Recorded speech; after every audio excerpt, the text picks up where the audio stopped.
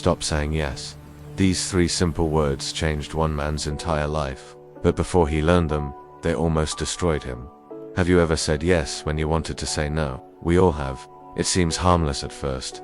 But here's what we don't realize. Every time we say yes to someone else's priority, we say no to our own. This is the story of a man who learned this truth the hard way. In a quiet village lived a man named Arjun.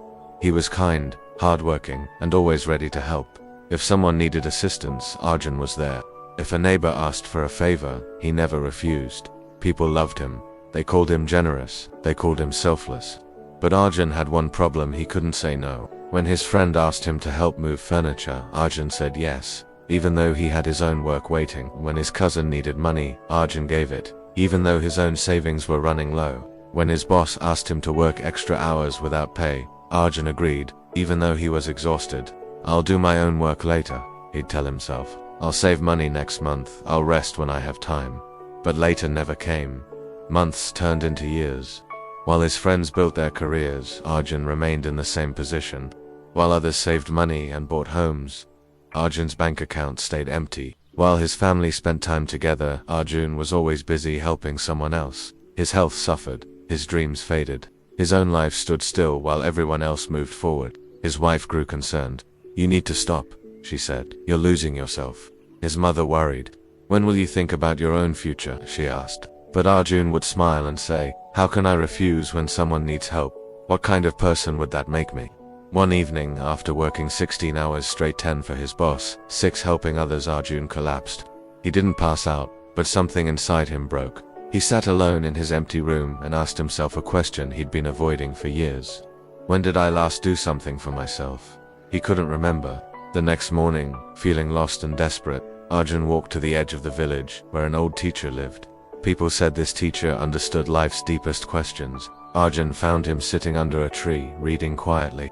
"Teacher," Arjun began, his voice shaking, "I don't understand. I help everyone. I never refuse anyone. So why do I feel so empty? Why does my life feel like it's slipping away?" The teacher looked at him with kind eyes and said, "You help everyone else build their houses while your own house crumbles. You water everyone else's garden while your own garden dies." Arjun's eyes filled with tears. "But how can I say no? Won't that make me selfish?" The teacher smiled gently. "Let me tell you about 2 trees. Once, there were 2 trees standing side by side. The first tree gave its shade to everyone who passed by. It gave its fruits to anyone who asked. It gave its branches for firewood whenever someone needed warmth. People praised it. They called it the most generous tree in the forest. But slowly, the tree grew weak. Its roots became shallow because it had no energy left to grow deep. Its trunk grew hollow because it gave away everything it had. One strong storm came, and the tree fell. It had nothing left to stand on. The second tree also gave shade and fruit, but it knew when to stop. It saved energy to grow its roots deep. It kept some fruits to plant new seeds. It protected its core. When storms came, this tree stood strong, and because it stood strong, it could give shade for many more years.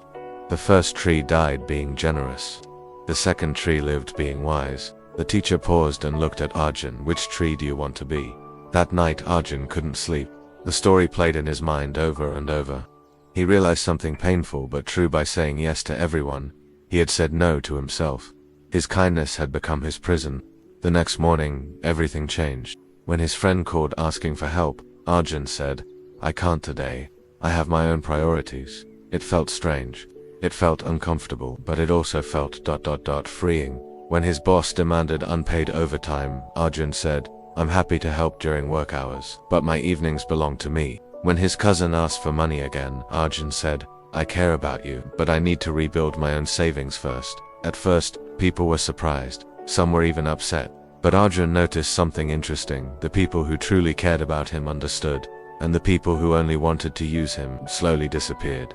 6 months passed. Arjun started working on projects he'd postponed for years. He saved money. He spent time with his family.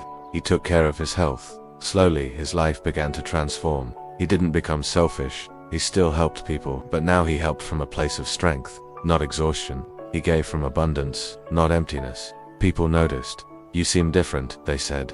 "Happier, stronger." Arjun smiled. "I learned that saying no to others sometimes means saying yes to myself. And when I take care of myself first, I have so much more to give." So I ask you, what have you been saying yes to that's stealing your life? Write it in the comments. Commit to saying no, starting today. Remember, you cannot pour from an empty cup. Fill yourself first.